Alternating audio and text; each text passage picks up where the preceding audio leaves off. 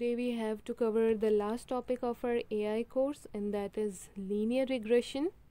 Linear regression approach is also one of the supervised machine learning technique, and it targets upon a prediction value. How it do that?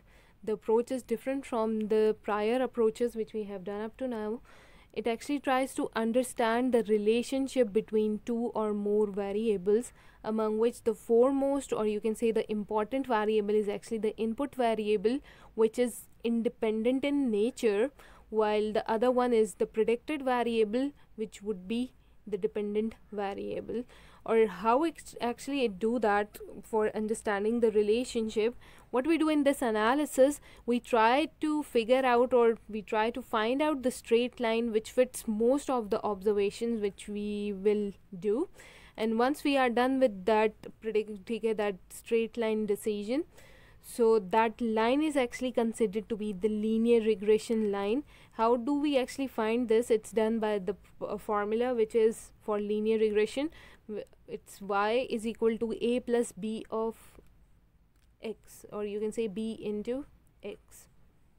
Over here, this a is representing the y-intercept. What this y-intercept is, it actually shows that the line, this particular line, straight line, where it would be crossing the y axis. और आप यहाँ पे अगर मैं ये particular graph आपको दिखाऊँ, always you have to show the independent variable within the x-axis, which is a horizontal line, but the dependent variable is done vertically for the y-axis. ठीक है? And then b is actually representing this slope. तो इसकी एक अगर मैं आपको example दूँ, उससे आपको काफ़ी अच्छे से क्लियर हो जाएगा. For suppose we have got a data of houses which is depending upon a size, ठीक है, size basis पे किया है, that is in square yards, and on the basis of that square yard sizes of a house we are predicting the rental charges. And once we are done with that calculation for the y-intercept as well as the slope, अब मेरे पास नया data आ गया है, ठीक है, that I want to find out the rental charges for a house which is 2500 square yard in size. So within this particular formula, instead of this variable x, I can put this value 2500 square yard for the house which I just told right now instead of x, and then I can calculate the value of y, which will show me the output that would be the charge of that particular house which was not present within that data, so I can go for that particular prediction.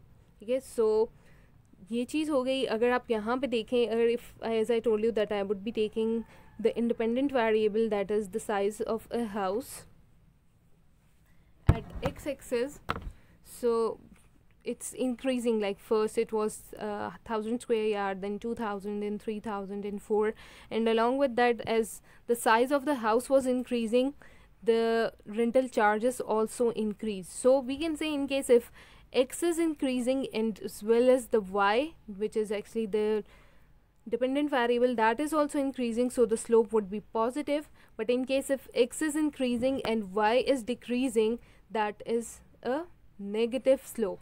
For suppose if a student is spending a lot of time in a social network or social media and not focusing on studies, so what will happen to the grade? If we want to predict that, for sure that will get, the grades will get down. So अगर हम उसका भी इसी तरह straight line बनाए, so it would be like this, ठीक है, it will get down actually. So that is showing the concept of a negative slope. Okay, now let's discuss a proper example through the dry run. Over here we have got a data set of a student.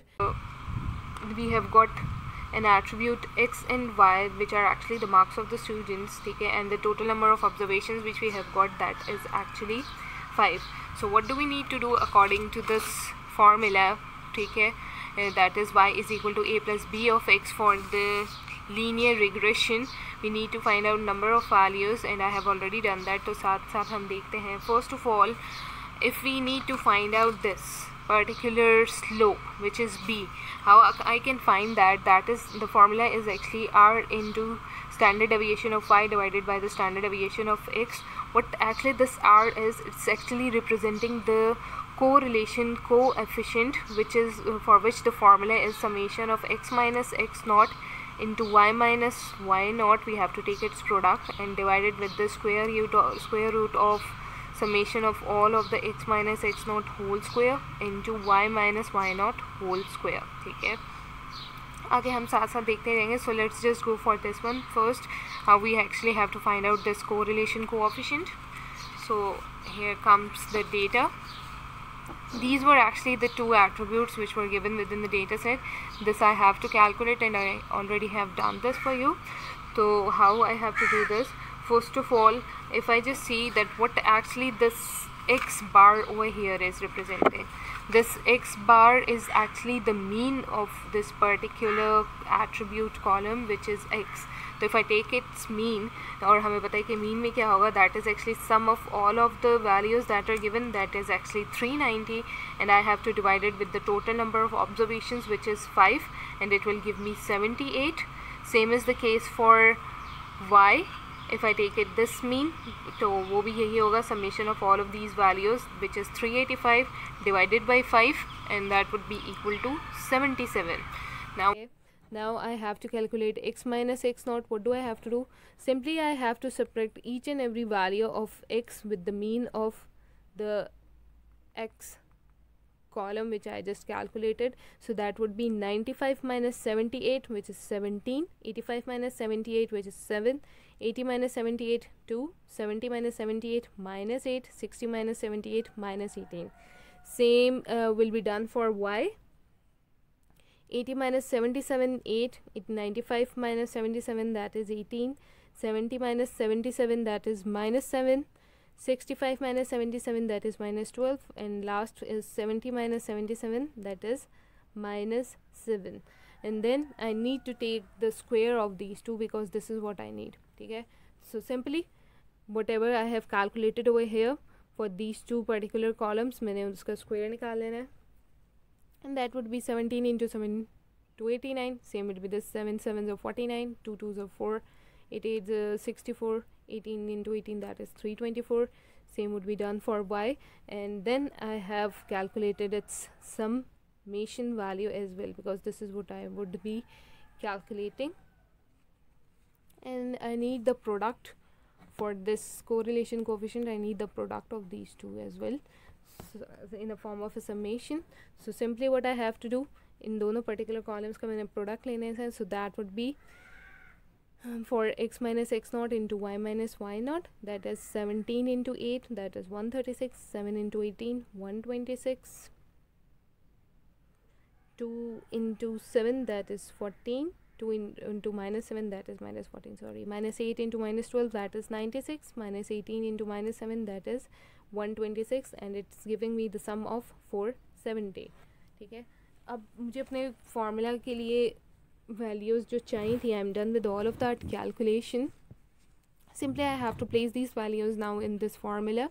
So first of all, I need the product of x minus x naught in, sorry, the summation for the product of x minus x naught into y minus y naught, and that was 470. Simply I place that, and then I have to take the square root of the summation for x minus x naught into y minus y naught whole square. Okay, x minus x naught whole square into y minus y naught whole square.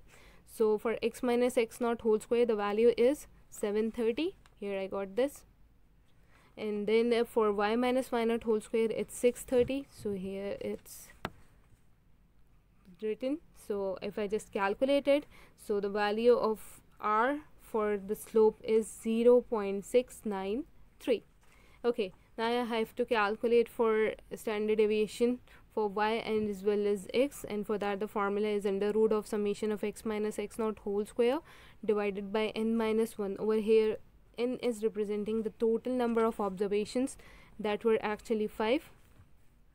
ठीक है, so x minus x naught whole square का summation मेरे पास क्या था, x minus x naught, that is 730. So square root of 730 minus, sorry, square root of 730 divided by n, which is 5, n minus 1, that is 4, and it gives me the value for x, which is 13.5. Same for y, that is y minus y naught whole square का summation, that is 630. So under root of 630 divided by 4, again 5 minus 1. So it's giving me the value of 12.5. Now if I place all of these values within this particular formula, this is what I will get for b, which is actually our slope. It's 0.641. Okay, so I'm done with the calculation for slope.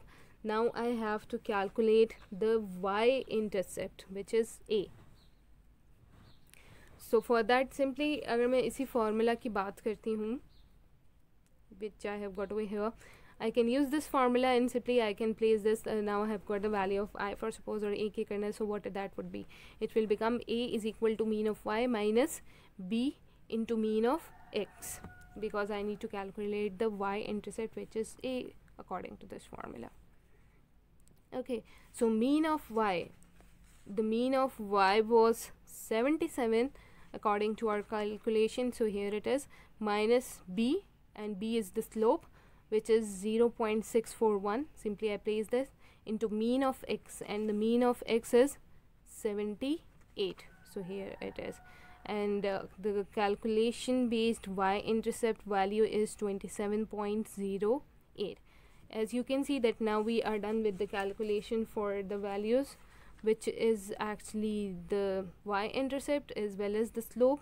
तो अब हम यहाँ पे क्या करते हैं, एक test data consider कर लेते हैं, एक just for a single